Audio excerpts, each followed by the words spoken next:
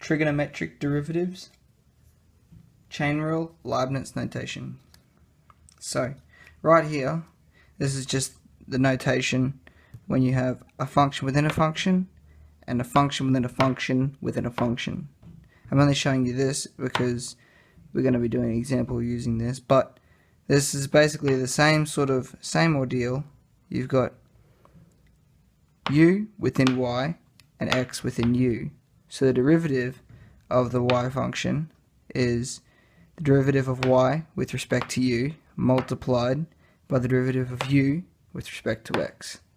Now this example, or this method, is same process. You just have a function within a function within a function. So you have u within y, v within u, and x within v. So the derivative of the function that you would be given for an example like this would be the derivative of y with respect to u multiplied by the derivative of u with respect to v multiplied by the derivative of v with respect to x. So on that note, we'll get into an example. So y equals sine, we'll make that sine 2x. So we have y, and within that we have sine u, because u is what is the variable that we're deriving with respect to, and u equals 2x. If this isn't making much sense, have a look at a previous chain rule video I did. It's more basic and much easier to understand. So the chain rule is derivative of y with respect to x, which equals derivative of y with respect to u multiplied by the derivative of u with respect to x.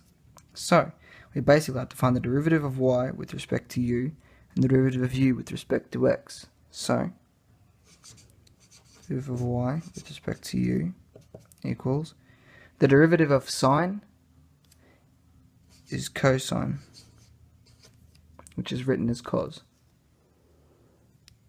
and we would put the u in because the inside the bracket stays the same.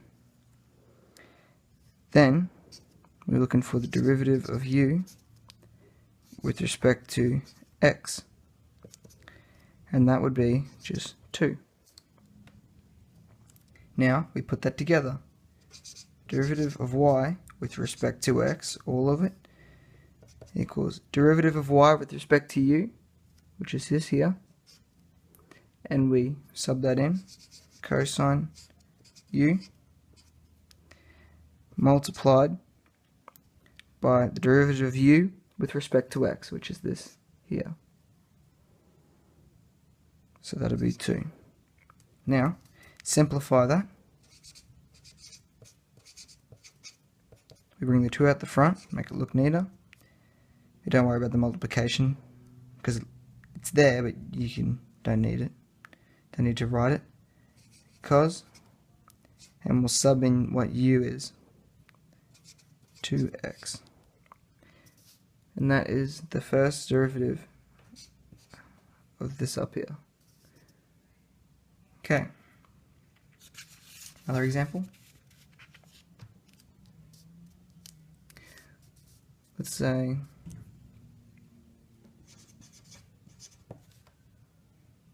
y equals cos x squared.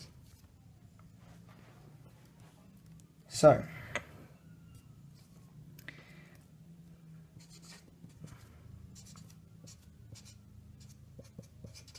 within y there's u, and within u there's x.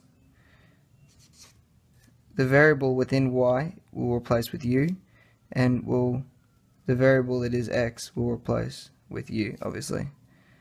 So we write this, rewrite it as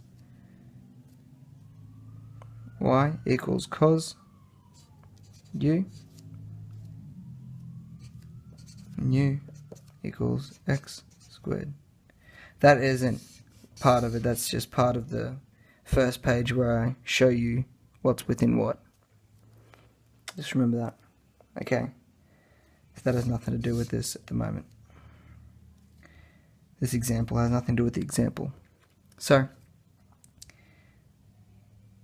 the derivative of y with respect to x equals derivative of y with respect to u multiplied by the derivative of u with respect to x.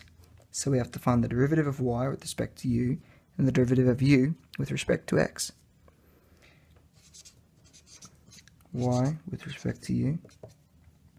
Derivative of cosine is just negative sine. We'll leave the inside the same. And the derivative of u with respect to x is just 2x. So, the derivative of y with respect to x, we'll sub these in, negative sine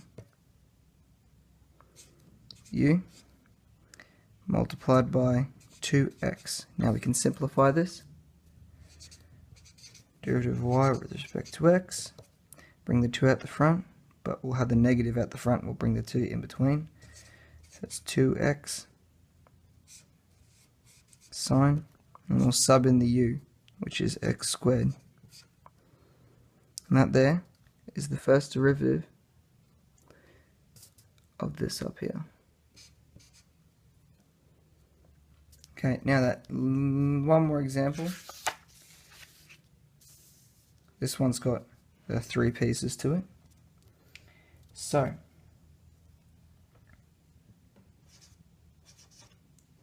example 3. And here we have y equals sine squared x to the power of 3. Now, when you see a sine or a cosine or a tangent or any sort of function, whether there's the sine or cosine or whatever it is to the power of 2 before what's inside it, if that makes sense, hopefully it does. All that means is that it's just outside. It's just a way of making it look neater. It can be rewritten as this squared. So if that was a 3, it would just be this whole function cubed, basically. Now, because we have a function within a function within a function, we have 3 terms. So, y, in this case it'd be y equals to u. Well, the variable within y we would call u, the variable within u we would call v, and the variable within v we would call x. Nothing to do with it, this is just nothing to do with this example, that's just the steps we're going to follow, or the way we're going to do it.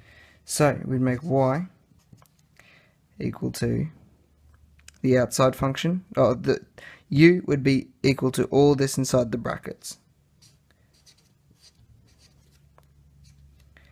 And inside u, the v would be everything inside these, inside the very inside brackets, which would be x cubed.